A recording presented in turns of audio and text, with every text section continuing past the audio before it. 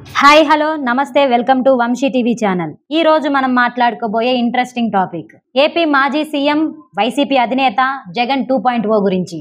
ఈసారి జగన్ 2.0 చూస్తారు. జగన్ 2.0 వేరేగా ఉంటుంది. వైసీపీ కార్యకర్తల కోసం ఎలా పనిచేస్తాననేది జగన్ 2.0లో చూస్తారు. ఈసారి ఎవరు వైసీపీ కార్యకర్త వెంట్రుక కూడా పీకలేరు. ఈ మాటలు లేటెస్ట్ గా వైసీపీ నేతల సమావేశంలో మాజీ సీఎం వైసీపీ అధినేత జగన్ మాట్లాడారు.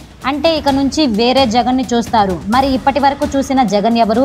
మళ్ళీ 30 ఏళ్ల అధికారం మాట ఏంటి? కార్యకర్తల కోసం జగన్ ఎలా పనిచేయబోతున్నారు? అసలు జగన్ వెళుతున్న రాజకీయ బాట కరెక్ట్ గానే ఉందా? ఆయన మాటల పట్ల ప్రజల రియాక్షన్ ఎలా వస్తుంది అనేది ఒక్కసారి తెలుసుకునే ప్రయత్నం చేద్దాం.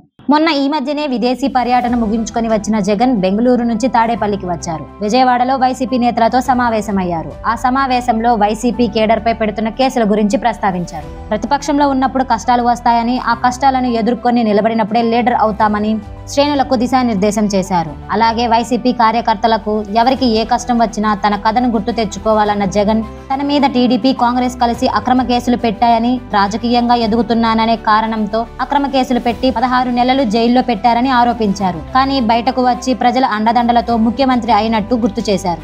అధికారంలో ఉండగా ప్రజల కోసం పనిచేసే క్రమంలో కార్యకర్తలని కాస్త పట్టించుకోలేదని, ఈసారి అలా ఉండదని, జగనన్న 2.0 చూస్తారని, కార్యకర్తల కోసం ఎలా పనిచేస్తానో చూడాలని అంటున్నారు. వైసీపీ బతుకుతుందని, రాష్ట్రాన్ని ఏలుతుందని, మరో 30 ఏళ్లు రాష్ట్రంలో అధికారంలో ఉంటామని ధీమా వ్యక్తం చేశారు. ఇంకా వైసీపీ శ్రేణులని మోటివేట్ చేసేలా జగన్ మాట్లాడారు. ఆ విషయం పక్కన పెడితే ఈ జగన్ అన్న 2.0 30 ఏళ్ల అధికారము, కార్యకర్తలకు అండగా నిలబడటం లాంటి అంశాలపైనే రాజకీయ వర్గాల్లో చర్చ నడుస్తుంది. జగన్ అన్న 2.0 అంటే గతంలో జగన్ వేరుగా ఉన్నారని అర్థం వస్తుంది. కానీ అధికారంలోనికి వచ్చాక వారికి అనుకున్న విధంగా న్యాయం జరగలేదనే భావన ఉంది. ఎందుకంటే వారికి ప్రాధాన్యత తగ్గలేదు, కీలక పదవులు రాలేదు. ఇప్పుడు కూటమి ప్రభుత్వంలో గతంలో కష్టపడ్డ పార్టీ కార్యకర్తలకు ప్రాధాన్యత ఇస్తున్నారు. అలాంటి ప్రాధాన్యత వైసీపీ వాళ్లకు దక్కలేదు. పైగా వాలంటీర్ల రూపంలో కార్యకర్తలకు నష్టమే జరిగింది. అసలు ప్రజానాడి పట్టుకోవడంలో కార్యకర్తలని మించిన వారే లేరు. జగన్ నార్త్ నుంచి వచ్చిన ఐపాక్ టీమ్ నే నమ్ముకున్నారు. దీనివల్ల ప్రజల నాడి పూర్తిగా తెలియలేదు.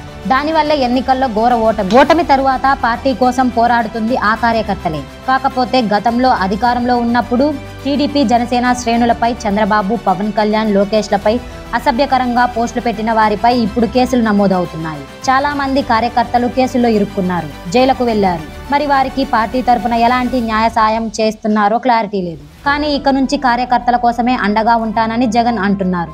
అలాంటప్పుడు గతంలో అధికారంలో ఉండగా సోషల్ మీడియాలో అసభ్యంగా మాట్లాడిన వారిని అదుపు చేసినా బాగానే ఉండేది. అప్పుడు అలా చేయడం వల్ల ఇప్పుడు కూటమి ప్రభుత్వానికి వ్యతిరేకంగా పోస్టులు పెట్టిన కేసులు పెట్టేస్తున్నారు. సరే, కేసులు పెట్టినా జైలుకు వెళ్లినా తన మాదిరి పోరాడాలని అంటున్నారు. గతంలో జగన్ 16 నెలలు జైల్లో ఉన్నారు. సరే, అప్పుడు ఎందుకు ఉన్నారు అంటే టీడీపీ కాంగ్రెస్ అక్రమ కేసులు పెట్టిందని జగన్ అన్నారు. కానీ అక్రమంగా సంపాదించడం వల్ల జైలుకు వెళ్లారని టీడీపీ జనసేన వాళ్ళు అంటున్నారు. అలాగే వైసీపీ ప్రభుత్వంలో టీడీపీ జనసేన నేతలు కార్యకర్తలపై ఎన్ని అక్రమ కేసులు పెట్టారు, ఎంతమందిని జైల్లో పెట్టారో తెలిసిందే. ఆఖరికి చంద్రబాబుని సైతం అరెస్ట్ చేసి జైల్లో పెట్టిన విషయం తెలిసిందే. మరి వాటి సంగతి ఏంటి అని ప్రశ్నలు వస్తున్నాయి. అటు ఎంతమందిపై దాడులు చేశారు, ఎంతమందిని హత్య చేశారో గుర్తే అని టీడీపీ కేడర్ అంటుంది. మరి ఇప్పుడు కూటమి అధికారంలోనికి వచ్చాక వైసీపీ కార్యకర్తలు నేతలపై కేసులు పెడుతున్నారు, దాడులు జరుగుతున్నాయి. తప్పులు ఉండడం వల్ల కేసులా, లేక కావాలని కేసులా అంటే అది ఎవరి ఊహకు తగ్గట్టు వాళ్ళు ఊహించుకోవచ్చు. ఇక నా మాదిరి పోరాడి జైలుకు వెళ్ళండి అంటున్నారు. పెద్ద పెద్ద నేతలు జైలుకు వెళితే వాళ్ళు తిరిగి కోలుకోగలరు. కానీ చిన్న చిన్న కార్యకర్తలు జైలుకు వెళితే ఎలా కోలుకుంటారు, వాళ్ళ కుటుంబాల పరిస్థితి ఏంటి అనేది కూడా ఆలోచించాలి. జగన్ ఎంతసేపు నాణానికి ఒకవైపే ఆలోచించినట్లు ఉన్నారు. గతంలో తాము చేసింది కూడా ఆలోచించి ఇప్పుడు ఏం చేయాలనేది కూడా ఆలోచిస్తే సరిపోతుంది. ఇక ప్రజలకు మంచి చేశాను, అయినా ఓడిపోయాను, చంద్రబాబు మోసాలు చెప్పి గెలిచారు అని పదే పదే చెబుతున్నారు. మంచి చేస్తే ఓడిపోవడం, మోసం చేస్తే గెలిపించడం ప్రజలు చేస్తారనుకోవడం సరికాదు. వాళ్లకు అన్ని విషయాలు తెలుసు. ఎప్పుడైనా ఓటమిని ఒప్పుకొని ఆ ఓటమి ఎందుకు వచ్చిందని పురాలోచన చేసుకొని ఓటమికి గల కారణాలని విశ్లేషించుకొని మళ్ళీ అవి రిపీట్ చేయకుండా ప్రజల మద్దతు పొందేలా చేయాలి.